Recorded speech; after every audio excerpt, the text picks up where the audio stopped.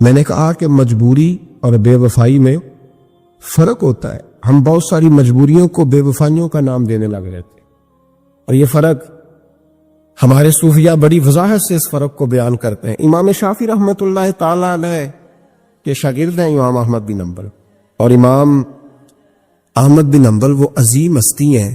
اللہ کے بندے کہتے ہیں جس بندے نے امام احمد بن حنبل سے پیار کیا وہ سمجھ لے اس نے رسول اللہ کی سنت سے پیار کیا. کیا بات تھی اس شخص کی. امام احمد بن حنبل ایک بڑی پروقار لیکن امام شافعی کے شاگرد تھے. امام احمد بن حنبل کی ایک ہی بیٹی تھی. وہ کہتی ہے میں نے اپنے ابا جی کو 2 ہی کام کرتے دیکھا، سارا دن رسول اللہ کا دین پڑھاتے اور ساری رات مصلی پہ بیٹھ کے اللہ کی یاد میں اور نبی پاک کے درود و سلام میں مشغول رہتے. لیکن میں نے اپنے باپ کو ہمیشہ ایک کام کرتے دیکھا، 2 مشغلے تھے، سارا دن دین پڑھانا، ساری رات عبادت اور حضور صلی اللہ علیہ وسلم پر درود و سلام میں گزارنا. ایک کام میں نے بڑا مستقل دیکھا کہ میرے ابا جی ہمیشہ اپنے استاد امام شافعی کے لیے دعا مانگا کرتے. کوئی بھی نیک عمل کرتے تو ہاتھ اٹھاتے تو پہلے امام شافعی کے لیے دعا مانگتے. اور بچی چھوٹی سی تھی، ابھی اس کی عمر اتنی نہیں تھی کہ بالغ ہو سکے، تو وہ کہتی ہے میں اکثر سوچا کرتی تھی کہ آخر وہ کتنا بڑا شخص ہے کہ جس کے لیے میرا والد، میں بیٹی ہوں، میرے لیے دعا بعد میں مانگتا ہے، اور ان کے لیے پہلے وہ کتنا بڑا شخص ہے. امام احمد بن حنبل رحمۃ اللہ علیہ بغداد میں رہتے تھے، امام شافعی قاہرہ میں رہتے، اور مہینوں کا سفر تھا، ممکن ہی نہیں تھا آنا جانا، ممکن ہی نہیں تھا. خیر امام ایک وقت ایسا بھی آیا، بیٹی کہتی ہے میری بڑی دعا تھی کہ کبھی میرے ابا جی کا استاد آئے، میں کبھی اس کاریگر کو بھی دیکھوں جس نے اس جیسا ہیرا تراشا ہے. دل کرتا تھا میں اس معمار کو بھی دیکھوں جتنی اتنے خوبصورت نقش و نگار والی عمارت بنائی ہے، میں اسے تو دیکھوں. دل بڑا کرتا تھا، میں دعا مانگتی تھی. خیر ایک دن امام شافعی کا خط آ ہی گیا، کہنے لگے احمد بن حنبل مجھے پتہ چلا ہے بغداد میں ایک محدث رہتے ہیں جو بڑے بوڑھے ہیں اور ان کے پاس نبی پاک کی ایک حدیث ہے، تو میں چاہتا ہوں کہ میں جلدی جلدی بغداد آؤں اور آ کے ان سے وہ حدیث حاصل کروں، وہ سنوں. روایت حدیث بہت بڑا مرتبہ ہوتا. خط آ گیا تو امام احمد بن حنبل تو گویا بات ہی اور طرح کی ہو گئی نا، وہ تو مسئلہ ہی اور طرح کا ہو گیا نا. میں کو جیتے میرا دل بر سونا تے میں کیوں کر اس نو بھاواں، ویڑے میرے وڑدا نہ ہی تئی لکھ وسیلے پاواں. آج جب پتہ چلا نا تو حال بدل گیا. وہ تو وجد کرنے لگے امام احمد، بیٹی سے کہنے لگے بیٹی تیاری کر لے، ہر چیز نہیں ہونی چاہیے، میں تیرے ساتھ لگتا ہوں، صفائیاں مل کے کریں، آج رانائیاں بکھریں. جب وہ آئے گا تو پھر دیکھے گی دنیا کہ کس طرح کسی نے کسی کی عقیدت کی ہے. امام کو خط ملا، ادھر سے امام احمد بن حنبل رحمۃ اللہ تعالی علیہ تیاری کرنے لگے اور امام شافعی چلنے لگے. جب چلے تو مہینوں کا سفر طے کر کے پہنچے. بچی کہتی ہے میرے دل کے اندر بہت بڑا زاویہ تھا، بہت بڑا، وہ بہت بڑے ہو گئے، کیا بات ہو. جب وہ تشریف لائے تو کہتی ہے میرے ابا جی جو تھے امام احمد بن حنبل رحمۃ اللہ علیہ وہ ایک چپاتی پوری نہیں کھایا کرتے تھے، آدھی روٹی ایک وقت میں ہوتی تھی اور زیادہ تر روزہ ہوتا تھا. فرماتی ہیں جب ان کے استاد آئے نا تو میں نے 8 روٹیاں پکا کے رکھی احتیاطاً، لیکن استاد صاحب ساری کھا گئے. میرا خیال تھا کہ وہ اگر آدھی کھاتے ہیں تو وہ آدھی سے آدھی کھاتے ہوں گے، وہ ساری روٹی کھا گئے. فرماتے ہیں حد ہو گئی، میرے دل میں خیال تھا کہ میرے ابا جی ساری رات بیدار رہتے ہیں تو ان کے استاد مغرب سے ہی مصلی پہ بیٹھ جائیں گے، ان سے بھی زیادہ پرہیزگار ہوگا. لیکن میں نے عجیب منظر دیکھا کہ حضرت امام شافعی تشریف لائے، 8 روٹیاں کھائیں، عشاء کی نماز پڑھی اور لیٹ گئے. میرے ابا جی ساری رات نفل پڑھتے رہے، وہ ساری رات آرام کرتے رہے. میں نے تہجد کا پانی رکھ دیا تھا کہ سویرے اٹھیں گے امام شافعی تہجد میں تو وضو کریں گے، کہتے پانی بھی اسی طرح پڑا رہا، وہ کمبل میں رہے. فجر کا وقت ہوا تو امام احمد بن حنبل نے ان کے دروازے کے قریب ہو کے کہا حضرت جماعت کا وقت ہو گیا. کہتی بستر اتارا، وضو بھی نہیں کیا، مسجد چلے گئے، نماز پڑھ کے آ کے پھر لیٹ گئے. میرے ابا جی شراق چاش تک پھر مصلی پہ بیٹھے رہے. کہتی ہے میں بڑی بدگمان ہوں. پھر میں نے 1 منٹ کے لیے اپنے آپ کو سمجھایا کہ تھکے ہوئے تھے اس لیے آج عبادت نہیں کی، کل کریں گے. لیکن اگلا دن آیا تو انہوں نے پھر اسی طرح کھایا، ساری رات پھر اسی طرح رہے. فرماتی ہیں بس وہ آہستہ آہستہ 3-4 دنوں میں میرے ذہن میں جو زاویہ تھا وہ سارا زمین بوس ہو. میں نے کہا نہیں، میرے ابا جی نے جس دور میں دیکھا تھا اس دور میں شاید حالات اور ہوں، آج تو اور ہے. فرماتی ہے 4-5 دن کے بعد وہ رخصت ہونے لگے. پردے کے پیچھے میں سن رہی تھی. میرے والد کہنے لگے حضور وقت کیسا گزرا؟ کہنے لگے یار تجھے کیا بتاؤں، 2-3 مہینے رستے میں آیا ہوں تو بچ بچ کے جان بچانے کے لیے 2-4 لقمے کھاتا رہا ہوں. پتہ نہیں لوگوں کا رزق کس طرح کا تھا، پتہ نہیں جانور بھی صحیح ذبح ہوئے تھے کہ نہیں ہوئے تھے. جب تیرے دسترخوان پہ آیا ہوں تو میں نے تجھے سینچا ہے، سوارا ہے. مجھے پتہ ہے تو ایک لقمہ بھی حرام نہیں رکھ سکتا، اور میں نے تیرے لنگر سے نور نکلتے دیکھا ہے. اور یہ وہ والا کھانا ہے جو اندر جا کے بوجھ نہیں بنتا، نور بنتا ہے. اس لیے میں تیرے رزق کو نور سمجھ کے کھاتا رہا ہوں. زندگی بھر کبھی 2 اکٹھی نہیں کھائی، پر یہاں 8-8 روٹیاں کھاتا رہا ہوں، یہاں اپنے گھر میں یا تیرے گھر میں. ورنہ رستے میں تو میں بڑا پریشان تھا. اور فرمانے لگے تجھے پتہ ہے کہ میں ساری رات کیا کرتا رہتا تھا؟ کہ حضور نہیں. فرمانے لگے جو تو عشاء کی نماز میں تلاوت کرتا تھا نا سورتوں کی، میں ساری رات بستر میں لیٹ کے ان کی تفسیر کرتا رہتا تھا. اور میں نے ایک آیت کی 100 تفسیریں کی ہیں رات بھر جاگ کی. 100. تو نے دیکھا میں بغیر وضو چلا جاتا تھا سویرے؟ کہ حضور ہاں. فرماتے اس لیے کہ میرا وضو ٹوٹتا ہی نہیں تھا، میں ساری رات تفسیری نقطے بیان کرتا رہتا تھا. بیٹی کہتی انہوں نے 2 جملے کہے اور میں رونے لگی. میرے والد آئے تجھے کیا ہوا؟ میں نے کہا ابا جی میں کیا سمجھی تھی اور یہاں نکل کے آیا. آپ اگر ساری رات نفل پڑھتے ہو تو اپنی ذات کے لیے، اور امام شافعی ساری رات جاگ کے باتیں یاد کرتے ہیں اور پھر لوگوں کے سینوں میں اتارتے ہیں، صرف اپنے لیے نہیں، یہ تو رسول اللہ کی امت کے لیے زندہ ہے. میں کیا سمجھی تھی او بھائی. میں نے کہا مجبوری اور بے وفائی میں فرق ہوتا ہے. ذرا چھلکا اتار کے دیکھ تو صحیح، تجھے پتا تو چلے اندر حالات کچے ہیں کہ پکے ہیں. ایک بزرگ تھے شاہ بقی الدین ابن مخلد، وہ کہتے ہیں مجھے پتہ چلا کہ اس دور میں نبی کریم علیہ السلام کی حدیث جو سب سے بہترین پڑھاتے ہیں وہ امام احمد بن حنبل ہیں. ان کو حضور کی حدیث سے جو خاص شغف ہے وہ کسی اور کو نہیں. کہتے ہیں میرے دل میں لو لگ گئی، حالانکہ میں امیر گھرانے سے تھا. میں کشتی میں بیٹھا امام احمد بن حنبل کے پاس آنے کے لیے، رستے میں طوفان آ گیا، کشتی اچکولے کھانے لگی. کسی طریقے سے ایک جزیرے کے ساتھ جا کے کشتی لگی، ٹوٹ گئی، بکھر گئی. میں جزیرے پہ اتر گیا، اور بھی کئی لوگ تھے. 1 مہینہ وہاں رہنا پڑا. بارشیں ختم ہوئی، موسم ٹھیک ہوا تو ایک کشتی دکھائی دی آتی ہوئی. فرماتے ہیں کہ وہ اس کشتی میں بیٹھا، دوبارہ بغداد کیا. مجھے سفر طے کرتے 2.5 مہینے گزر گئے. وہ جزیرے پہ مہینہ پتے کھا کے بھی گزارا کرنا پڑا. نکلا تھا علم حاصل کرنے. جب بغداد شریف پہنچا، لوگوں سے پوچھا امام احمد بن حنبل کا مدرسہ کہاں ہے؟ انہوں نے کہا وہ مدرسہ تو بند ہو گیا، وقت کا بادشاہ مخالف ہو گیا، مسجد مدرسہ سیل کر دیا. امام صاحب کہاں ہیں؟ کہا گھر کے اندر قید ہیں. ان کے گھر کو سب جیل بنا دیا، چاروں جانب پولیس کھڑی ہے، اور ویسے بھی بغداد میں کرفیو ہے، ہر چوک چوراہے میں پولیس والے کھڑے ہیں. شاہ بقی الدین کہتے اتنا کچھ سننے کے باوجود بھی میرا جذبہ ٹھنڈا نہیں ہوا. وہ مہینے میں سفر کی صحبتیں، وہ سنا تھا کہ آستانہ یار دور ہے پر ہم نے بھی ٹھان لی تھی کہ جانا. وہ سنا تھا کہ آستانہ یار دور ہے پر ہم نے یہ ٹھان لی تھی کہ جانا ضرور ہے. کہتے پہنچ گئے. اب پتہ چلا کہ کرفیو ہے، سڑکوں پہ پولیس کھڑی ہے، گلیوں میں چوکوں چوراہوں میں پہرے ہیں.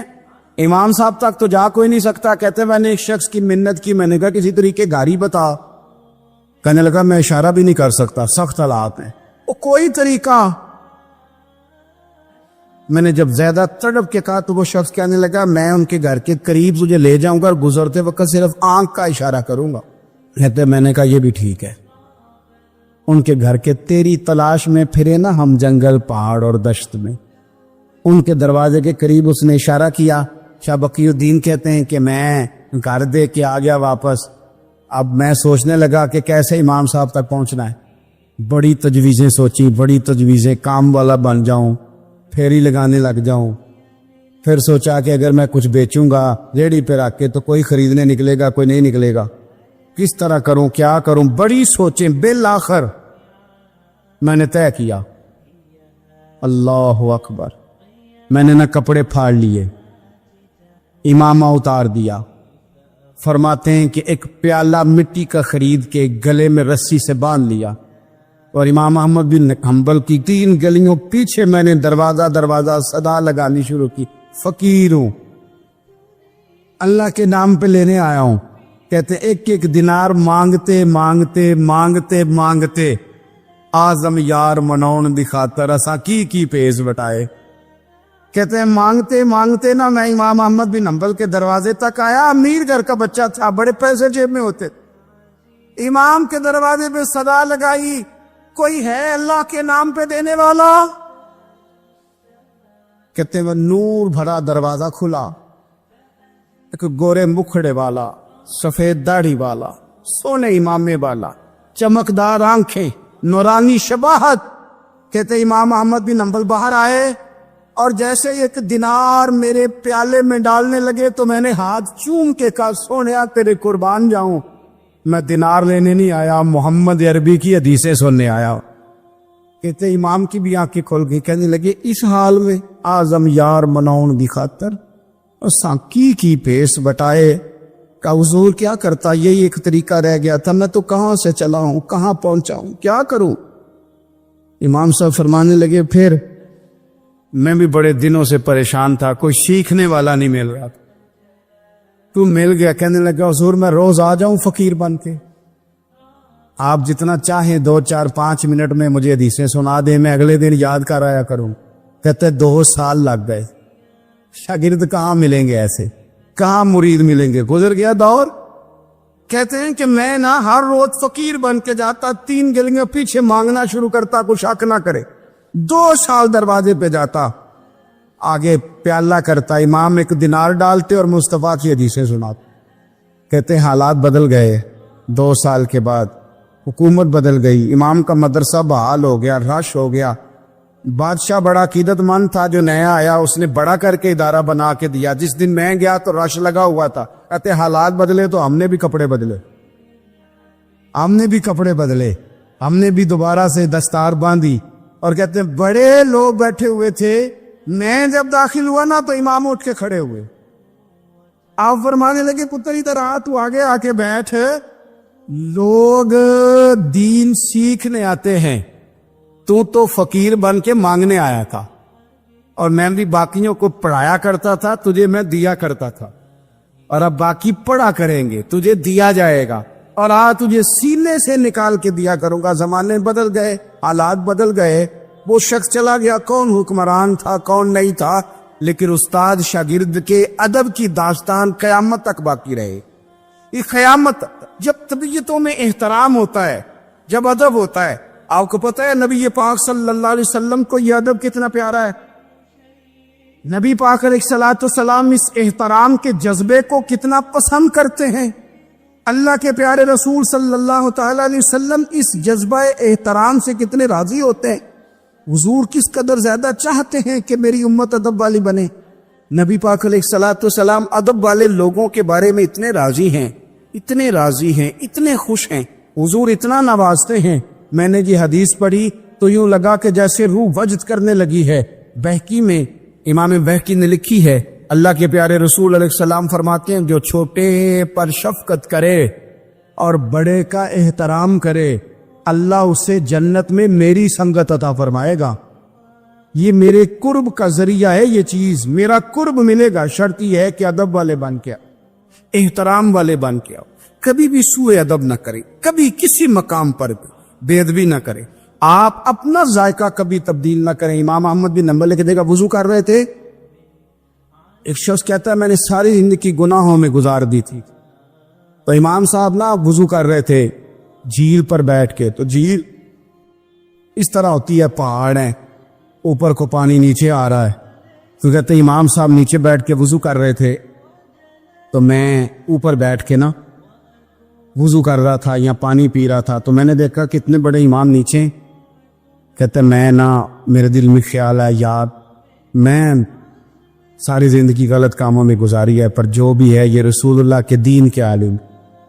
کہتے ہیں وہ حضور کے دین کی عزت کرنے کے لیے میں اوپر سے اٹھا آ کے نا تو میں تھوڑا پیچھے جا کے نیچے بیٹھ گیا, جو میری حاجت تھی, پانی پینا تھا یا منہ دھونا تھا, میں وہ کرنے لگا. کہتے امام صاحب نے بھی یوں نظر میری طرف دیکھی, پتہ نہیں انہوں نے کیا دعا دی کہ رب نے مجھے توبہ کی توفیق عطا فرما. میں اللہ کے فضل سے اللہ نے میرا دل موڑ دیا اور میں رب کریم کی بارگاہ کی جانب میری توجہ ہو گئی. خدا نے مجھے اس ادب کی برکت سے اپنی بارگاہ کی طرف اللہ تبارک و تعالیٰ نے مجھے موڑ لیا. بے ادبی تو بندے کو کفر تک لے جاتی ہے, بے ادبی تو کفر تک لے جاتی ہے. اگر بندہ بے ادب ہوتا ہوتا اللہ رسول کی بے ادبی تک پہنچ جائے تو دور نکل گیا.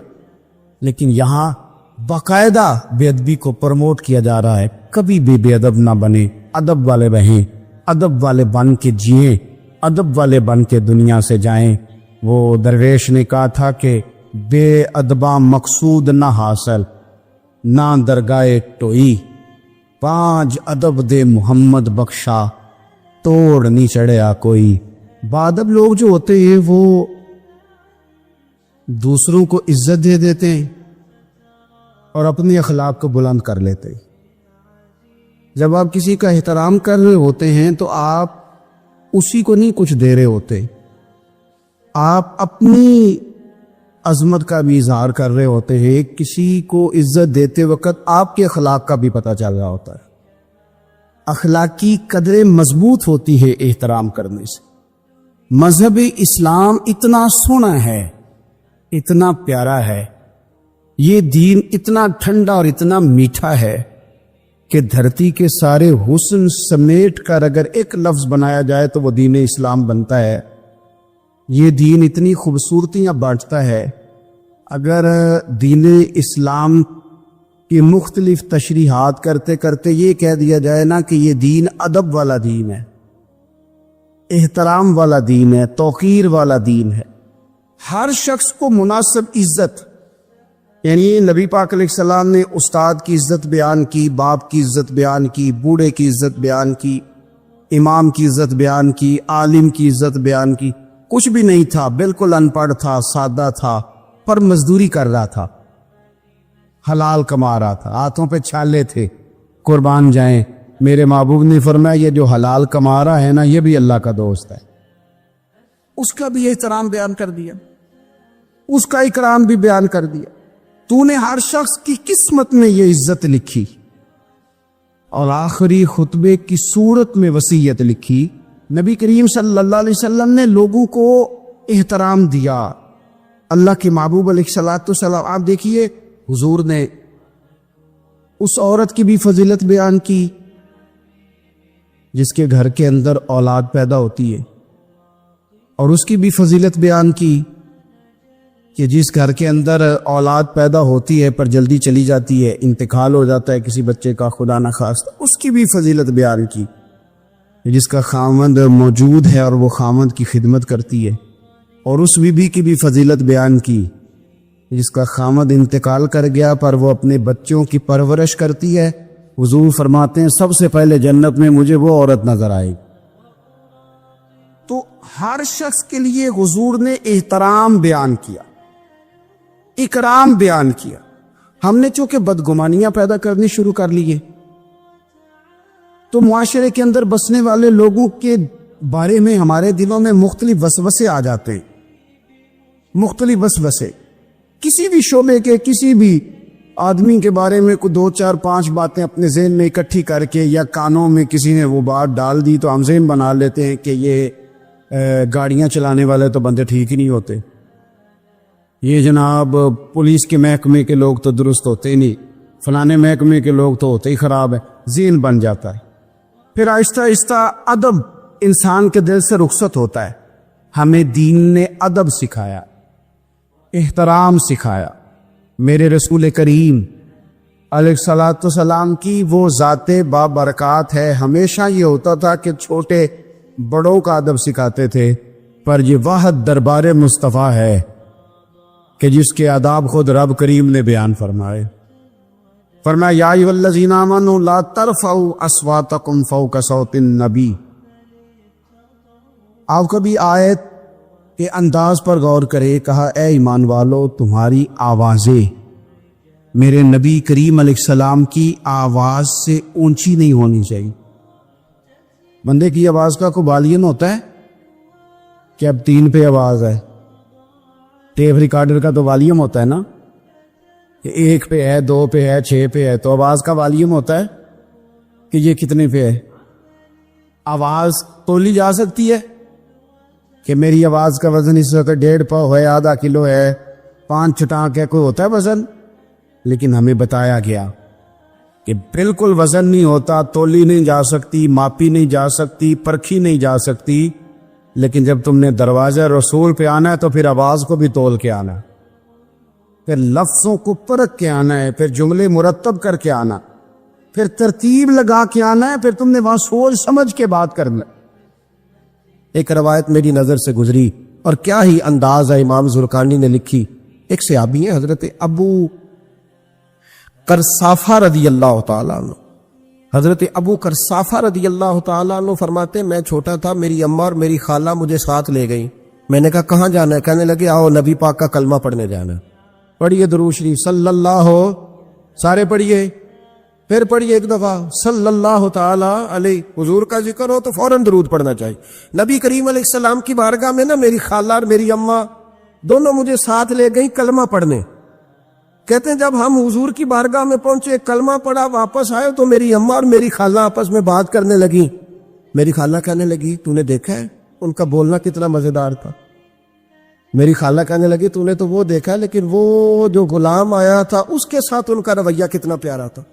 تو نے دیکھا جب وہ کھانا کھا رہے تھے تو پہلا خیال انہوں نے ہمارا کیا. بار بار وہ ان کا ذکر کرتی، کہتے آپس میں حضور کی شانیں بیان کرتی، میری اماں بھی میری خالہ بھی. بالآخر بات لمبی ہو گئی تو میری اماں بولی، کہنے لگی بس کر، ہم کتنی عظمتیں بیان کریں گے، مجھے تو 3 باتیں سمجھ میں آئی ہیں. کتنی؟ 3 باتیں مجھے سمجھ میں آئی ہیں. کہا وہ کیا؟ تو کہنے لگی ما رأینا مثل حاضر الرجل احسن وجہا ولا القا صوبا ولا البنا کلاما. کہنے لگی مجھے تو 3 باتیں سمجھ میں آئی ہیں کہ نہ اتنا خوبصورت چہرے والا کوئی شخص دیکھا ہے، اور نہ اتنے صاف کپڑوں والا کو دیکھا ہے، اور نہ ہی اتنی میٹھی بولی بولنے والا کوئی دیکھا ہے. تینوں باتوں کی کمال ہے. ظاہری حسن بھی کمال، کپڑوں کی صفائی بھی کمال، اور رسول پاک کا بولنا بھی کمال، لب و لہجے میں مٹھاس بھی، خوبصورتی والی. یہ اصل حسن ہے کہ ظاہراً بھی انسان بڑا منزہ ہو، باطناً بھی بڑا صاف ستھرا ہو. میرے رسول پاک علیہ الصلوۃ والسلام کا طریقہ مبارکہ پتہ کیا تھا؟ حضور صلی اللہ تعالی علیہ وآلہ وسلم جب مسجد میں نماز پڑھ لیتے تو حضرت جعفر رضی اللہ تعالیٰ عنہ فرماتے، بخاری کی حدیث ہے، فرماتے میں مدینہ شریف میں آیا تو حضور نماز پڑھ لیتے تو صحابہ نبی پاک کے پاس آتے اور حضور کا دست مبارک پکڑ کے پہلے چومتے پھر چہروں پہ ملتے، پہلے چومتے پھر چہروں پر.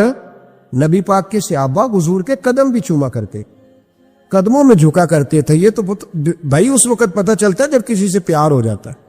جب کسی بندے سے، میں اکثر مثال دیا کرتا ہوں اکثر کہ کسی کا بچہ پیشاب کرے تو کہہ آتی ہے، الٹی آتی ہے، لیکن اپنا بچہ بالوں میں بھی کر دیتا ہے، پھر کوئی کہہ نہیں آتی چونکہ اپنا ہے نا، پیار ہو گیا ہے نا. اب وہ کیفیت جب کسی سے محبت ہو جاتی ہے نا تو کچھ چیزیں صرف سمجھنے کی نہیں، کچھ چیزیں ایسی ہوتی ہیں جو محسوس کرنے والی ہوتی. اس نے کہا تھا عشق ایک ڈھونگ ہے، میں نے کہا تجھے عشق ہو خدا کرے، پھر کوئی تجھے اس سے جدا کرے، تو اسے تسبیحوں پہ پڑا کرے، تو اسی کا نام جپا کرے، تو گلی گلی پھرا کرے، پھر میں کہوں کہ عشق ایک ڈھونگ ہے اور تو نہیں کہا کرے. پھر میں کہوں کہ عشق ایک ڈھونگ ہے اور تو، اس نے کہا تھا عشق ایک ڈھونگ ہے تو میں نے کہا تجھے عشق ہو خدا کرے. بھائی یاد رکھو جب انسان کو محبت ہوتی ہے تو پھر اس کے انداز بدل جاتے ہیں، اس کے طور طریقے تبدیل ہو جاتے ہیں. وہ میں اکثر ایک بات کہا کرتا ہوں، میں کہتا ہوں بچہ باہر سے برگر کھا کے آ جاتا ہے رات کو، اماں کہتی بیٹے روٹی کھا لو، کہنا تو سب کو بھی پکائی میں نہیں کھانی، حالانکہ برگر کھا آیا ہے، دور سے کھا آیا ہے. تو اماں اس کو کہتی ہے پھر میں سوئیاں نہ بنا دوں تھوڑی سی اپنے بیٹے کو، فٹافٹ چاول نہ تجھے ابال دوں، ساتھ میں باریک دال بنا دیتی. کہتا نہیں میری مرضی کا پکاتے نہیں، میں نے نہیں کھانا. ایسے اب ابا جو ہے نا، ابا وہ اماں کو سمجھا رہا، کہتا چھڈ پر آپ بھوک لگے گی تھی آپ ہی کھا لے گا، تو نہ ایڈی ٹینشن ہے ایویں پہ تینوں ستاندا ہے. اماں کیا کہتی ہے؟ کہتی نہیں مجھے نیند نہیں آ رہی، کھائے گا تو سکون آئے گا. اب اس کو آپ لاکھوں دلیلیں دیں کہ سیانا بیانا ہے, بچہ نہیں ہے, 22 سال کا ہے, 24 سال کا, چھوڑ تو کیا کر رہی ہے. لیکن اماں کو کوئی سمجھا سکتا؟ کیوں نہیں سمجھا سکتا کہ اسے اپنے بیٹے سے پیار بڑھا. وہ کیا کرے, وہ مجبور ہے. اس کے دل کی کیفیت اس طرح کی ہے کہ کوئی دنیا کی طاقت اسے سمجھا سکتی, سوال ہی نہیں پیدا ہوتا کوئی اسے سمجھا سکے. یہ ممکن کیسے ہو, کیسے سکتا ہے؟ یہ محبت ہے. میرے رسول پاک علیہ السلام کے صحابی حضرت جحیفہ فرماتے, میں حضور کی بارگاہ میں آیا تو صحابہ کیا کرتے, نبی پاک کا دست مبارک پکڑتے, پہلے چومتے, پھر چہرے پہ ملتے. بخاری ہے. فرماتے میں نے کہا یہ کیا کر رہے ہیں؟ پھر اچانک میرا بھی دل کیا ذرا کر کے تو دیکھو.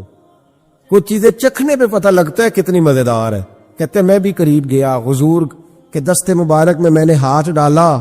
فرماتے ہاتھ پکڑا ہی تھا کہ نبی پاک کا ہاتھ برف سے بھی زیادہ ٹھنڈا. فرماتے پھر میں نے پکڑ کے چہرے پہ ملا تو کستوری سے زیادہ خوشبو آ رہی تھی دست مبارک. فرماتے اب میرا چھوڑنے کو دل ہی نہیں کر رہا تھا, اب میری طبیعت نہیں مان رہی تھی. میرے نبی کریم علیہ السلام اللہ کی دلیل ہیں. ہر پاکیزگی, ہر حسن, ہر کیف اللہ نے اپنے رسول کو عطا فرمایا. دنیا کی جتنی غلاظتیں تھیں, جب کوئی حضور کے قریب جاتا تھا تو ساری غلاظتیں دور ہو جاتی. کما ارسلنا فیکم رسولا منکم یتلو علیکم آیاتنا ویزکیکم. اللہ فرماتے میرے محبوب تم پر میری آیتیں پڑھیں گے اور تمہیں پاک فرما دے گا, تمہاری ساری ناپاکیاں نبی پاک دور کر دے, ہر غلاظت تم سے دور ہٹ جائے. ایک صحابی ہے حضرت شیبہ بن عثمان رضی اللہ تعالی عنہ, وہ کہتے ہیں میرے والد کو اور میرے چچا کو مسلمانوں نے احد میں قتل کر دیا تھا. میرے دل میں بڑا غصہ تھا, بڑا جلال تھا کہ کبھی مجھے موقع ملے تو میں بدلہ لوں گا. کہتے فتح مکہ کے بعد نبی پاک علیہ السلام حوازن کی جنگ کے لیے نکلے. مجھے پتا چلا حضور جا رہے ہیں تو میرے اندر شعلے بھڑک رہے تھے انتقام کے. روز میں منصوبہ بندی کرتا, پلاننگ کرتا کہ کسی طریقے سے میں ان تک پہنچوں گا اور بدلہ لوں گا. کہتے ہیں نبی کریم علیہ السلام نہ حوازن کے لیے پہنچ چکے تھے. فرماتے میں بھی جنگ میں جا کے شریک ہو گیا اور میں نے طریقہ اس طرح کا اختیار کیا کہ کسی طریقے میں حضور تک پہنچ جاؤں. سمجھ آ رہی ہے میری بات کی؟ نبی کریم علیہ السلام تک کسی طریقے پہنچ جاؤں. فرماتے ہیں لڑتے لڑتے, لڑائی کے 2 طریقے ہوتے تھے. کبھی تو ایسے ہوتا تھا کہ ایک دو آدمی مل کے آپس میں لڑتے تھے, پھر گمسان کا رن پڑتا تھا, گھمبیر ہو جاتی تھی جنگ, سمجھ نہیں آتی تھی تیر کہاں سے آیا, نیزہ کہاں سے آیا. فرماتے جب گمسان کا رن پڑا نا, مجھے موقع مل گیا, میں حضور کے قریب پہنچ گیا. حضرت شیبہ بن عثمان رضی اللہ تعالیٰ عنہ کہتے جب میں پہنچ گیا تو میں نے نا دیکھا کہ اب حضور کے قریب لوگ نہیں ہیں. فرماتے میں نے نا فوراً تلوار اٹھائی, تلوار اٹھا کے میں حضور کو معاذ اللہ شہید کرنے ہی لگا تھا کہ ایک نور چمکا حضور کے سامنے. پڑھیے درود صلی اللہ علیہ وسلم. کہتے ایک نور چمکا, اتنی تیزی تھی اس نور میں کہ میری آنکھیں بند ہو گئی, میرے ہاتھ سے تلوار گر گئی, آنکھیں چندھا گئی میری. فرماتے تلوار میرے ہاتھ سے چھوٹ گئی. اب جب وہ روشنی مدم ہوئی نا تو میں نے دیکھا نبی پاک سامنے کھڑے مسکرا رہے ہیں. آپ نے میں نے کر دی, آپ نے سن لی, ذرا دیکھو تو صحیح, جو تلوار لہرائے اسے دیکھ کے بھی کبھی کو مسکرایا ہے. جس نے تلوار ہی لہرا دی, جو شہید کرنے ہی لگا تھا, پہنچ گیا تھا. لیکن یہ اخلاق میرے رسول پاک کا ہے صلی اللہ اعلیٰ حضرت فاضل بریلوی کا ایک شعر میں نے پڑھا.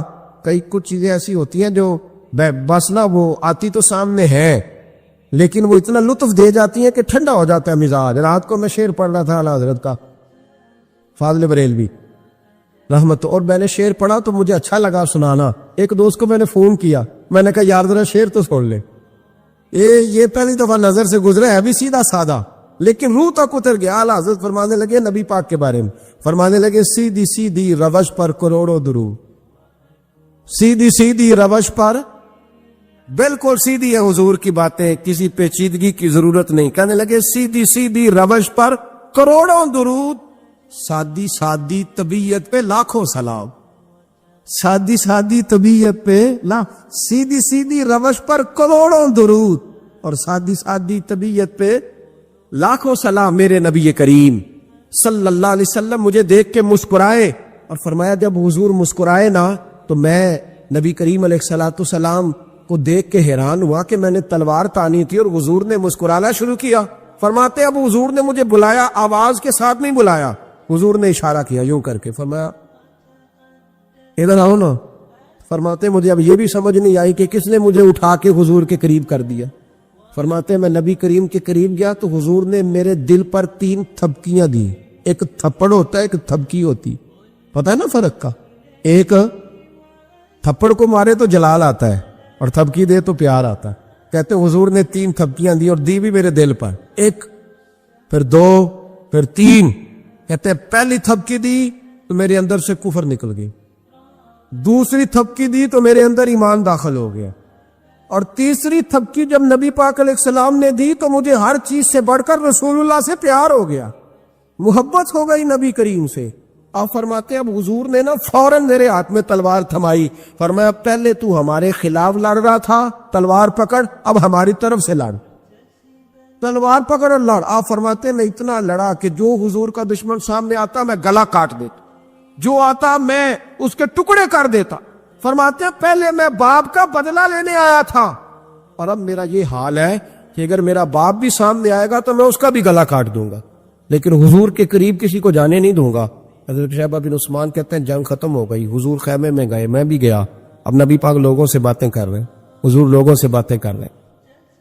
میں ایک کونے میں بیٹھا سوچ رہا ہوں کہ میں تو بدلہ لینے آیا تھا، یہ میرے ساتھ ہوا کیا؟ حضور لوگوں سے باتیں کرتے جا رہے ہیں، میں سوچتا جا رہا ہوں کہ میں تو انتقام لینے آیا، یہ کیا معاملہ ہوا؟ کہتے محبوب نے اچانک میری طرف نظر اٹھائی اور فرمانے لگے شیبہ ایک ارادہ تو نے کیا تھا جو غلط تھا، اور ایک ارادہ میرے رب نے کیا ہے اور تیرے اوپر فضل فرما دیا ہے. فرماتے حضور نے اب مجھ سے فرمایا کوئی خواہش ہو تو بتاؤ، مانگ لو کچھ مانگنا ہے تو. میں نے عرض کی یا رسول اللہ میری بخشش کی دعا کر، بڑا میرا خوفناک ماضی ہے، میں اسلام کا بڑا دشمن رہا ہوں، حضور دعا کر دے، یاد ماضی عذاب ہے یا رب، چھین لے مجھ سے حافظہ میرا، یا رسول اللہ بڑے گناہ ہیں میرے، دعا کر دے.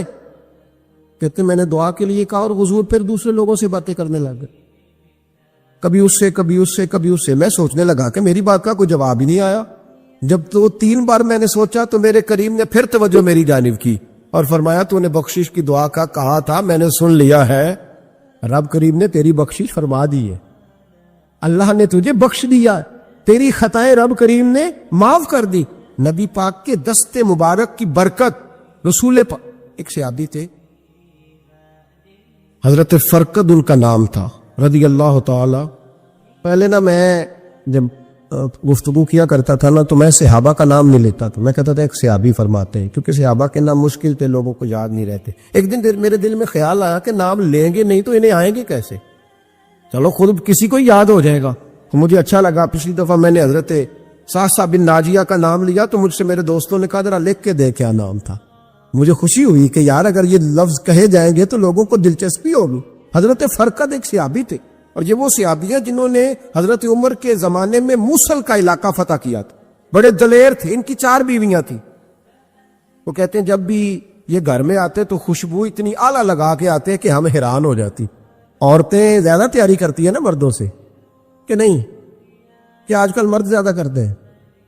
چلو میں دس چھوڑو، میں اپنی اصلاح کرنا، تسی دوواں گلاں تے انجن کیتا ہے، اب پتہ نہیں سچ کیا ہے، کون زیادہ تیاری کرتا ہے.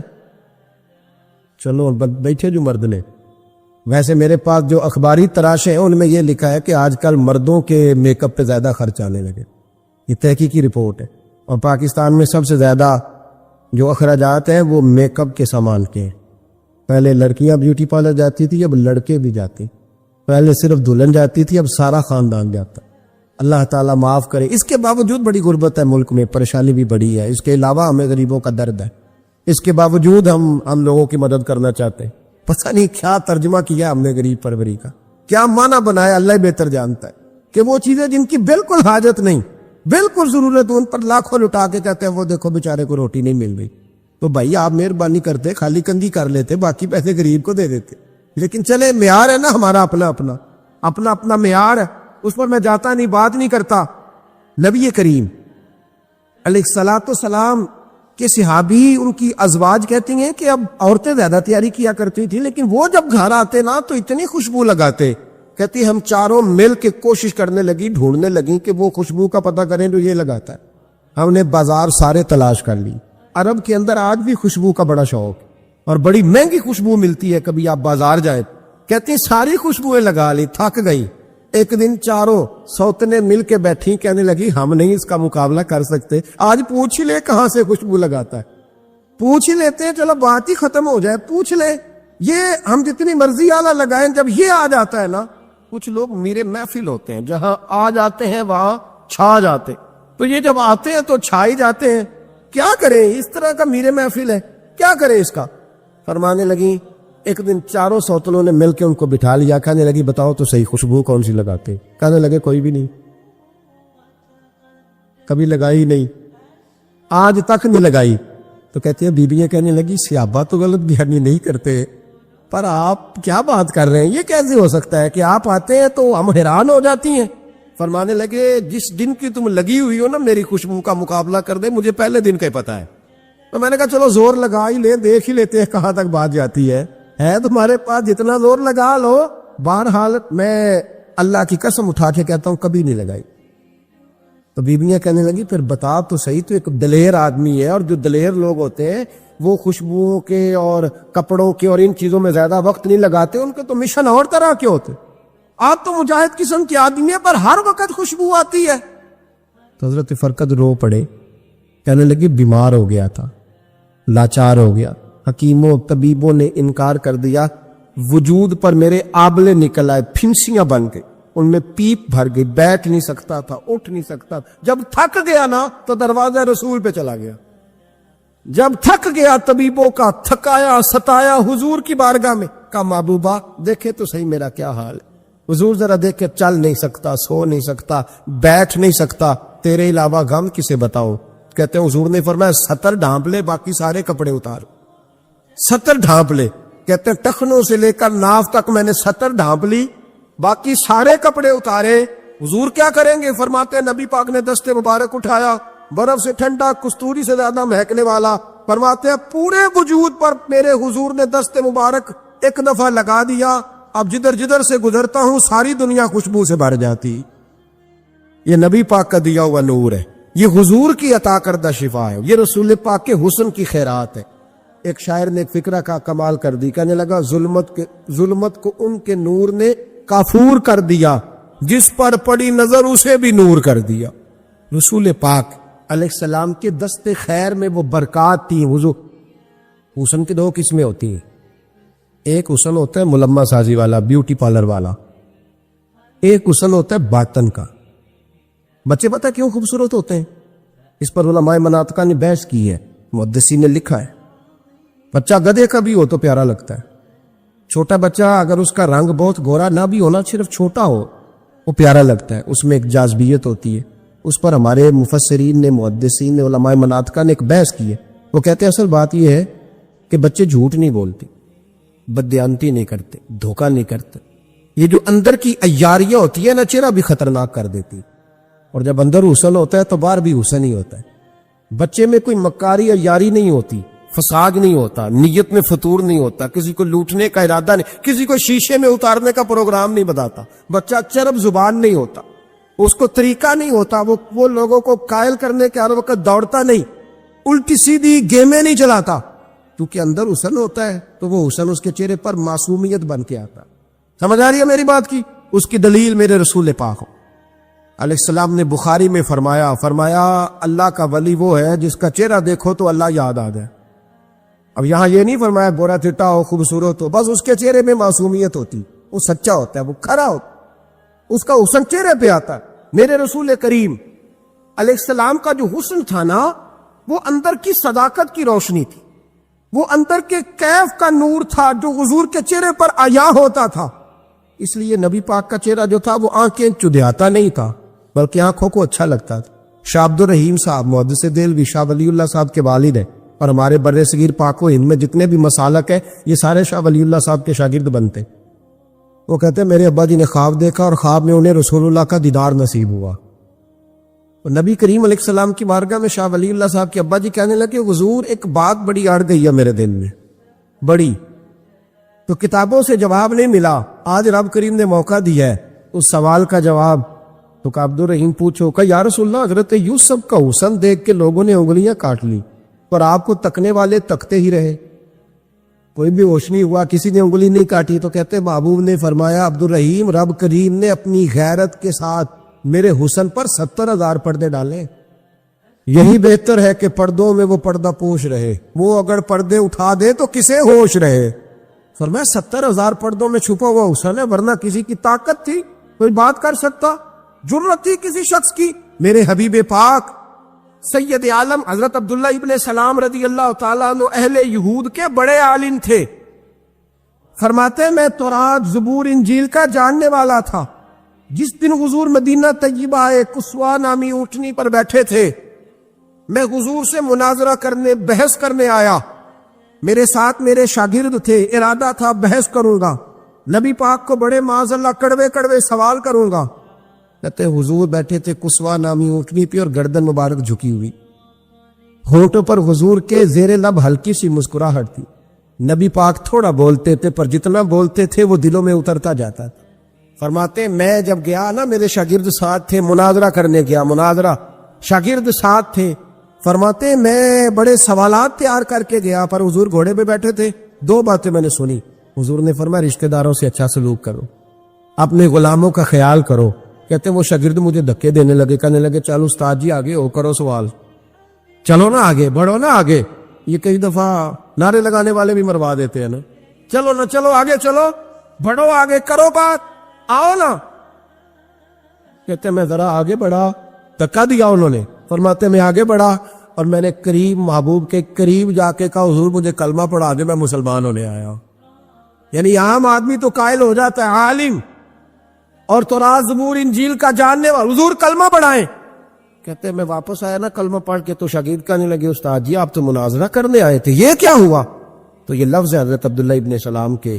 فرمانے لگے تم نے نبی پاک کا چہرہ نہیں دیکھا, ان کی آنکھوں کی روشنی نہیں دیکھی, تم نے چہرے کی معصومیت نہیں دیکھی, لب و لہجے کا وقار نہیں دیکھا.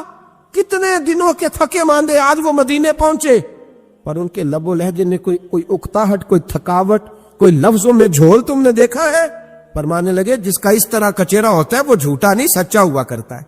میرے نبی پاک علیہ الصلوۃ والسلام کے غلام حضرت طارق بن عبداللہ رضی اللہ تعالیٰ عنہ فرماتے کلمہ پڑھنے سے پہلے ایک دفعہ ہمارا سارا قبیلہ تجارت کے لیے نکلا تھا, اور اس وقت منظر یہ ہوتا تھا کہ ہم اپنی عورتوں کو بھی ساتھ لے جاتے تھے. 6 مہینے سفر کرنا ہوتا تھا, اونٹ گھوڑے ہم بیچا کرتے تھے, عورتیں بھی ساتھ رہتی, کھاتے بھی پکاتے بھی. کہتے ایک سفر سے ہم واپس آ رہے تھے تو مدینے کے باہر صحرا میں ہم نے پڑاؤ کیا, اکیلے رسول پاک صلی اللہ پھر ایک دفعہ پڑھیے گا, ایک دفعہ پھر کہیے گا صلی اللہ تعالی علیہ وسلم. کہتے نبی پاک تنے تنہا اکیلے. حضور نہ سیر کرتے کرتے کرتے کرتے ہمارے قافلے کے پاس سے گزرے, خیمے لگے تھے, پڑاؤ کیا, محبوب تشریف لے آئے. کہتے حضور سید عالم صلی اللہ تعالی وسلم تشریف لائے. کوئی قبیلے میں سے قافلے میں سے حضور کو جانتا نہیں تھا. ایک سرخ رنگ کا اونٹ تھا ہمارے سردار کا جو بکنے سے رہ گیا تھا, بڑا خوبصورت. کہتے نبی پاک کو پسند آ گیا. حضور پوچھنے لگے تم کون ہو؟ کہا جی مسافر ہے. کہاں سے آئے ہو؟ فلاں جگہ سے آئے ہیں. کس لیے آئے ہو؟ ہم تجارت کی غرض سے نکلے. اونٹ بیچو گے؟ بیچنا ہے. کتنے کا سودا طے ہوا؟ اس نے کہا اتنے لینے, حضور نے کہا اتنے دینے. بات طے ہو گئی. کہتے ہیں لگام حضور نے پکڑی اور فرمانے لگے وہ سامنے میرا شہر ہے جس کا نام مدینہ, وہ میرا شہر ہے, میں ابھی مدینے جاتا ہوں, اپنے غلام کو بیچتا ہوں, اور تمہیں آ کے نہ قیمت دے جاتا ہے. محبوب گھوڑے کی لگام تھا, اونٹ کی لگام تھا, میں نکیل تھا, میں اونٹ تھا سرخ رنگ کا. حضور لے کے جب نکلے نا, تھوڑا سا چند قدم آگے گئے تو ان میں سے ایک شخص بولا, کہنے لگا سردار اب سیانے لوگ ہیں, سمجھدار ہے. اس شخص کا نام پوچھا آپ نے, قبیلہ پوچھا ہے, ایڈریس کا پتہ ہے, پتہ ہے کہاں رہتا ہے, اتنا قیمتی اونٹ دے دیا. سردار بھی کہنے لگا, سارے کہنے لگے یار ان کی باتوں میں اتنی لذت تھی, ان کے گفتار و رفتار اتنی بھاوکار تھی, مزیدار تھی کہ ہوش ہی کوئی نہیں رہا. بھئی ہم پرانے تاجر ہیں, کبھی اس طرح کا سودا کیا ہی نہیں جس طرح کا آج ہو گیا. اوہو واقعی کچھ نہیں یاد رہا, کوئی سمجھ نہیں آئی. وہ ابھی نظر آ رہے, ایک آدمی دوڑ کے جاؤ, دوڑ کے, اور جا کر کے نا ان سے کہو بڑی جائز بات ہے, وہ ناراض بھی نہیں ہوں گے. ان سے ایک شخص کہو کہ بھئی اونٹ لے جاؤ, پیسے لے آنا اور اپنا مال لے جانا, دوڑ کے جاؤ. ایک شخص دوڑنے لگا تو سردار کی بیوی خیمے کے اندر تھی، پردے کے پیچھے سے بولی، کہنے لگی خبردار کوئی پیچھے نہ جائے، اگر پیسے مل گئے تو ٹھیک ہے، نہ ملے تو میں دے دوں گی، کوئی پیچھے نہ، کوئی نہ جائے پیچھے۔ سردار کہنے لگا تو جانتی ہے؟ کہنے لگی نہیں۔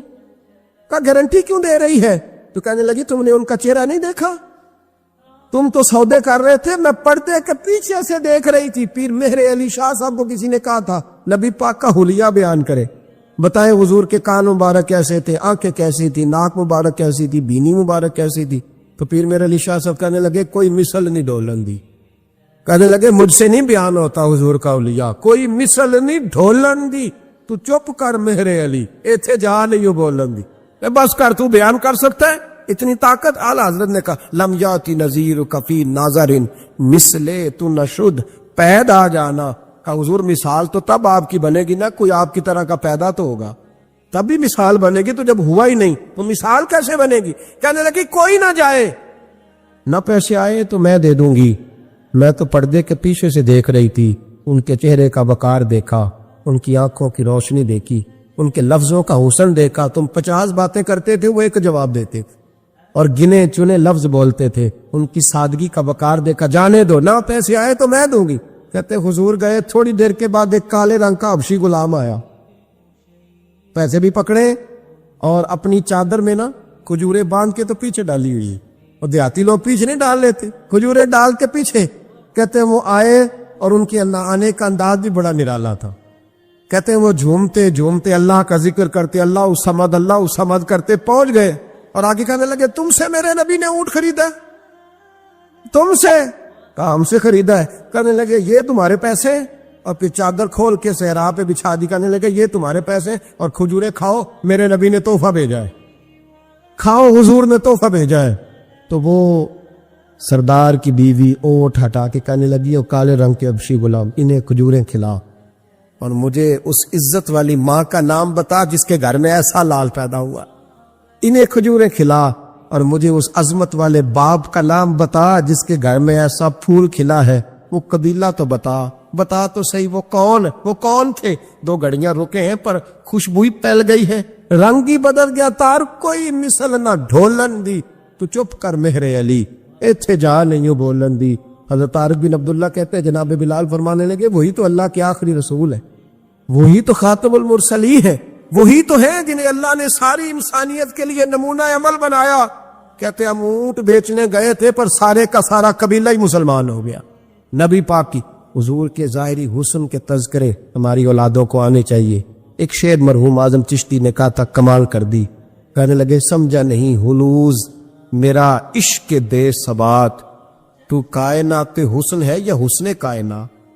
میں آج تک سمجھ نہیں سکا، سمجھا نہیں ہنوز میرا عشق دے ثبات، تو کائنات حسن ہے یا حسن کائنات۔ بھائیو وہ سارے طریقے اپناؤ جو رسول پاک نے عطا فرمائے، حسن بھی نبی پاک کے طریقوں میں ہے، پاکیزگی بھی نبی پاک کے طریقوں میں ہے، بقا بھی حضور کے۔ اور جو چاہتا ہے نا دنیا میں سب سے خوبصورت بن جائے، نظر آئے، اور اس کی خوشبو سے لوگوں کے دل ٹھنڈے ہوں، وہی طریقہ اپنائے جو میرے نبی نے عطا کیا ہے۔ ایک مکران شاہ بادشاہ گزرا ہے ایران کا، کچھ نرم دل تھا، وہ نا سیر کرنے نکلا، درمیان میں پل آتا تھا، ایک دریا تھا، اس کا پل تھا، اور پل کے اس پار جنگل تھا، سبزہ تھا، سیرگاہیں بنی ہوئی تھی۔ بادشاہ وہاں 2-4 دن رہنے کا ارادہ کیا۔ جب بادشاہ وہاں پہنچتا ہے نا مکران شاہ، تو اس نے دیکھا کہ وہاں 2-3 دن قیام کرنا ہے، جھیل ہے، سیرگاہ ہے، وہاں اس نے رکنے کا پروگرام بنا لیا۔ بادشاہ تو علیحدہ اس کے لیے رہائش تھی، سپاہی علیحدہ رہتے تھے۔ یہاں تو لوگ کہتے ہیں نا وہ پولیس کو ڈانٹتے ہیں، پولیس کو پوچھتے ہیں، اور بھائی پولیس تو تمہارے ماتحت ہوتی ہے، پولیس تو سمجھ گئی ہے کہ تم کس طرح ان سے کام لیتے ہو، ان کو تو تم اپنے تحت رکھتے ہو۔ پولیس والے علیحدہ رہتے تھے، اس کے ساتھ جو سپاہی گئے ہوئے تھے، گن مین گئے ہوئے تھے۔ مکران شاہ سیر سپاٹے میں رہتا تھا، ایک بوڑھی عورت تھی، اس کی ایک گائے تھی، وہ جنگل کے اندر بوڑھی رہتی تھی، گائے اس کی وہاں چرتی رہتی تھی۔ شام کو وہ گائے گھر لوٹتی، بوڑھی دودھ پی کے سو جاتی۔ سپاہی اس بوڑھی کے پاس آئے، کہنے لگے تیری گائے بڑی صحت مند ہے، ہمارے ہاتھ بیچ دے۔ بوڑھی نے کہا میرے بڑھاپے کا سہارا ہے، اس کا دودھ پی کے میں زندہ ہوں، بیچوں گی نہیں۔ وہی والا کام جو ہمارے ملک میں ہوتا ہے کہ قیمت کے ساتھ زمین دینی ہے کہ مفت دینی ہے۔ جب بڑے آدمی کو پسند آ جاتی ہے تو کہتے ہیں مول دینیاں کہ مفت دینیاں دینی پڑتی ہے، غریب ہے کیا کرے، مجبور ہے، مظلوم ہے. کہا بوڑھی عورت سے سپاہیوں نے بیچ دے، کہا نہیں، کہنے لگے نہیں بیچے گی تو ہم لے لیں گے. اس عورت کی گائے زبردستی سپاہی ذبح کر کے کھا گئے. بوڑھی نے بادشاہ تک پہنچنا چاہا لیکن اس کو پہنچنے نہ دیا گیا، منع کر دیا گیا. اس کی رسائی نہ ہو سکی، غریب عورت تھی. جس دن مکران شاہ واپس آ رہے تھے نا سیر کر کے، پل سے گزر رہے تھے، تو کسی نے بوڑھی سے کہا کہ بادشاہ گزرے گا. وہ چھپ کے پل پہ بیٹھ گئی اور مکران شاہ جب پل سے گزرنے لگے تو بوڑھی آگے آئی اور اس کے گھوڑے کی لگام پکڑی. ایسا جملہ کہا کہ مکران شاہ چکرا کے زمین پہ گرا. اور بوڑھی کہنے لگی مکران شاہ تیرے سپاہی میری گائے ذبح کر کے کھا گئے ہیں، تو بتا اس کا حساب اس پل پہ کھڑے ہو کے دینا کہ پل صراط پہ دینا ہے؟ بتا یہاں کھڑے ہو کے دے گا کہ وہاں کھڑے ہو کے دے گا؟ بول، بتاؤ یہاں دینا ہے کہ وہاں دینا ہے؟ دینا تو پڑے گا. یہاں دو گے تو ہو سکتا ہے قیامت میں پچ جاؤ، اور اگر یہاں نہیں دو گے تو وہاں لٹکا دیے جاؤ گے، رسوا کیے جاؤ گے، پوچھا جائے گا. مکران شاہ چکرا کے گرا زمین پہ اور گر کے کہنے لگا بی بی میں وہاں حساب نہیں دے سکتا، دو دینا یہی لے لے، جو لینا یہی لے لے. آ جاؤ آ جاؤ، وقت ہے، گنجائش ہے، مہلت کے دنوں میں توبہ کر لو، پلٹ آؤ، اللہ کے حضور حاضر ہو جاؤ. حضرت ابی بن کعب رضی اللہ تعالیٰ عنہ نے امیر المومنین سیدنا فاروق اعظم پہ مقدمہ کر دیا. عدالت تھی، جج تھی حضرت زید بن ثابت. حضرت عمر پہنچے، حضرت زید بن ثابت اٹھ کے کھڑے ہوئے، جگہ خالی، کا امیر المومنین بیٹھ جائیے. آپ فرمانے لگے زید یہ تم نے ناانصافی کی، ہم دونوں آئے تھے مقدمہ لے کے، یا تو دونوں کے لیے جگہ بناتے، تم نے ٹھیک نہیں کیا. پھر بات ذرا آگے بڑھی، حضرت ابی بن کعب نے مطالبہ کیا کہ حضرت عمر فلاں بات پہ قسم اٹھائیں. تو حضرت زید بن ثابت جاج تھے، کہنے لگے آپ امیر المومنین سے یہ مطالبہ کر رہے ہیں؟ آپ اس مقدمے کا فیصلہ کر لیں، اس کے بعد میں آپ کو فارغ کر دوں گا. آپ مجھے امیر المومنین کہہ رہے ہیں، اور امیر المومنین کہہ کہ آپ یک طرفہ ہو رہے ہیں، اور جو آدمی انصاف لینے آپ کے دروازے پہ آیا ہوا ہے. اس ملک کا مسئلہ کیا؟ اس ملک کا مسئلہ غریبی نہیں، میرے وطن کا مسئلہ یہ ہے کہ امیر غریب کے لیے قانون الگ الگ ہے. یہاں 11 سال 12 سال ایک شخص جیل میں رہ کے آتا ہے، لیکن بعد میں پتہ چلتا ہے وہ تو بے گناہ تھا. اس کے 11 سال کون واپس کرے گا؟ اس کے 20 سال زندگی کے جو سلاخوں کے پیچھے کٹ گئے کون واپس کرے گا؟ اور امیر آدمی وہ تو قبل از گرفتاری ضمانت کرا لیتا ہے. ان کے پاس تو بڑے بڑے ایشو ہیں، بڑے بڑے وکیل ہیں، بڑے بڑے ڈاکٹروں کی ان کے پاس رپورٹیں ہیں، وہ تو سارا کچھ کر سکتے ہیں، کوئی ہے ہی نہیں ان کو روکنے والا. میرے عزیزو آپ سمجھے میری بات کو. حضرت عمر فاروق فرمانے لگے یہ فیصلہ کر لیں، اس لیے کہ حضرت عمر اگر صرف اپنا سوچتے تو نظریہ نہیں بچتا تھا. جناب عمر رضی اللہ تعالیٰ عنہ نے نا صرف اپنا نہیں سوچا، انہوں نے کہا کہ سچ کو فروغ دیا جائے، ذات سے نکلا جائے. آپ فرمانے لگے تو نہ عمر کو کسی اونچی اڑان میں مبتلا نہ کر، عمر کو پتا ہے عمر کیا ہے، اسے وہ دور یاد ہے جب وہ اونٹ چرایا کرتا، لہذا میرے لیے وہی فیصلہ کر جو فیصلہ کرنے کا طریقہ قرآن و سنت نے ہمیں عطا فرمایا ہے. آپ نکلیں ذرا ذات پات کے چنگل سے. یہ جو بت پال لیے نا، اقبال کہتے ہیں گرچہ بت ہے جماعت کی آستینوں میں، جماعتوں کے بت تو نہ بناؤ، تنظیموں کو بت تو نہ بناؤ، آپ برادری کو بت تو نہ بناؤ، آپ رنگ نسل کو بت تو نہ بناؤ. اگرچہ بت ہیں جماعت کی آستینوں میں، پر مجھے ہے حکم اعظاں لا الہ الا، یہ ٹوٹ جائیں گے لا الہ الا اللہ کی ضرب سے. وسیع الظرف، وسیع المزاج بنے، وسیع المشرب بنے. آپ کبھی بھی سوچوں کو اتنا محدود نہ کریں کہ آپ کسی ایک ابہام کا شکار ہو کے ہی ساری زندگی گزار دیں. کیا مسئلہ تھا عرب کے لوگوں کو؟ مسئلہ کیا تھا؟ صرف اتنا. ایک عجیب روایت ہمیں ملتی ہے سیرت کی کتابوں میں. میرے نبی پاک صلی اللہ تعالی علیہ وسلم نا رات کے وقت پہاڑ کی چوٹی پہ بیٹھ کے قرآن پاک کی تلاوت کرتے تھے. حضور نا رات کے وقت قرآن پاک کی تلاوت کر رہے تھے، نبی کریم تلاوت کر رہے تھے. اور جب یاسین والے نبی خود یاسین پڑھے، والضحیٰ والے محبوب جب خود والضحیٰ کی تلاوت کریں، مدثر والے محبوب جب خود مدثر پڑھے، تو انداز ہی نرالا، حضور قرآن پاک کی تلاوت کر رہے تھے تو اس تلاوت کی نا آواز گونجی، کہاں تک پہنچی؟ ابو جہل بھی کسی جھاڑی میں چھپ کے حضور کا قرآن سننے لگا، سریلی اتنی تھی، اس میں لطف ہی اتنا تھا۔ ابو سفیان بھی آ گئے، کسی جھاڑی میں چھپ کے قرآن سننے لگے۔ اخنس بن شریک بھی آ گیا، تھوڑا نہیں سنا، ساری رات ہی حضور کی تلاوت سنتے رہے، ساری رات تلاوت۔ اور کہاں چین لینے دے حضور کی میٹھی آواز، کہاں چین لینے دے حضور کی میٹھی آواز۔ تینوں پھر اٹھ گئے، کئی دن آتے رہے۔ ایک دن طے ہوا کہ آج کے بعد بالکل نہیں آنا، جو آئے گا سزا ملے گی، ہو گئی بات طے۔ اخنس بن شریک کہتے ہیں میں سویرے ابو جہل کے گھر گیا، میں نے کہا سن، ایک دن نہیں کئی راتیں تو نے بھی سنا میں نے بھی سنا، دل پہ ہاتھ رکھ کے بتا وہ جو پڑھتے ہیں وہ حق سچ ہے کہ نہیں، کری بات کر، سنا تو نے بھی سنا میں نے بھی، ساری رات سنا، بتا بات سچی ہے کہ نہیں؟ تو ابو جہل کہنے لگا ایک ایک حرف سچ ہے، ایک ایک بات سچی ہے، تو تو مانتا کیوں نہیں؟ پھر تو مانتا کیوں نہیں؟ تو جو ابو جہل نے جواب دیا، خدا را اس پہ غور کرنا، میری منت سمجھ کر اس بات پہ غور کرنا، او پھر تو مانتا کیوں نہیں؟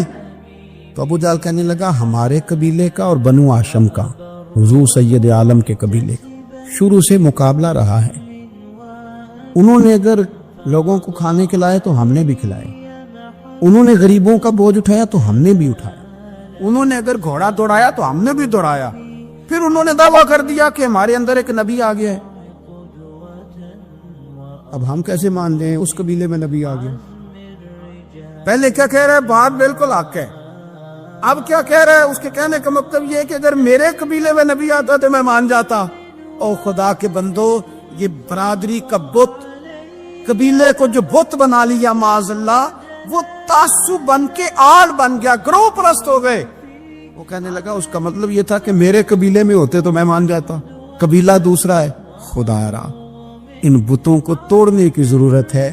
کاش ابو جہل یہ سمجھتا کہ یہ تو رب کی تقسیم ہے نا، واللہ یختص برحمتہ من یشاء، وہ کہتا ہے میں جس کو چاہتا ہوں اپنے فضل سے اپنا خاص بنا لیا کرتا۔ لیکن یہ گروہی تعصبات، قرآن مجید آپ دیکھیں نا تو یہودیوں کے بارے میں اللہ فرماتے ہیں، کیونکہ تورات میں بھی حضور کی شانیں، زبور میں بھی حضور کی شانیں، انجیل میں بھی حضور کی شانیں، ہر جگہ اللہ نے اپنے حبیب کے تذکرے کیے۔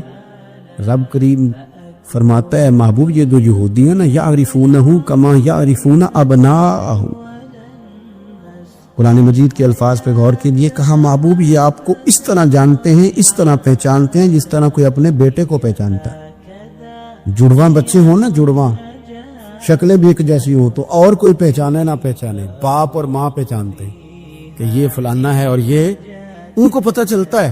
کہا محبوب جس طرح یہ اپنے بچوں کو پہچانتے ہیں نا، اس طرح آپ کو جانتے ہیں۔ لیکن وہ کہتے پتہ کیا تھے؟ وہ کہتے تھے کہ ہم وہ والی وحی مانیں گے جو ہم پہ آئی ہے، جو بنی اسرائیل کے نبی آئے ان کو مانیں گے۔ یہ چونکہ حضرت اسماعیل علیہ السلام کی اولاد میں سے ہے رسول رحمت صلی اللہ علیہ وسلم، لہٰذا نہیں مانے۔ وہ جو گروہی تعصب تھا نا، قبیلے کا تعصب گروہی، وہ لے ڈوبا۔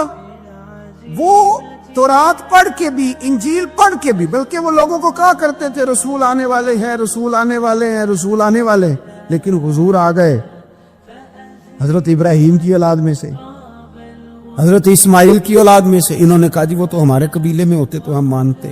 میں نے بھی غور کرنا ہے، آپ نے بھی غور کرنا ہے۔ یہ سوچے تو یہودیوں کی ہے کہ فلانا میرے قبیلے سے ہو تو پھر مانتا ہوں، فلانا فلانی جگہ ہو تو، یہ تو سوچ ہماری نہیں۔ شیخ عبد القادر جیلانی رضی اللہ تعالیٰ عنہ ارشاد فرماتے ہیں کہ تو جہاں بھی ہو نا، اپنی سوچ کو عاجزی والی بنا۔ آپ فرماتے ہیں اگر تیری عمر زیادہ ہے اور تیرے سامنے ایک شخص کھڑا ہے جس کی عمر تھوڑی ہے، تو اپنے ذہن میں یہ بات بٹھا کہ اس کی عمر تھوڑی ہے تو غلطیاں بھی تو تھوڑی ہیں نا۔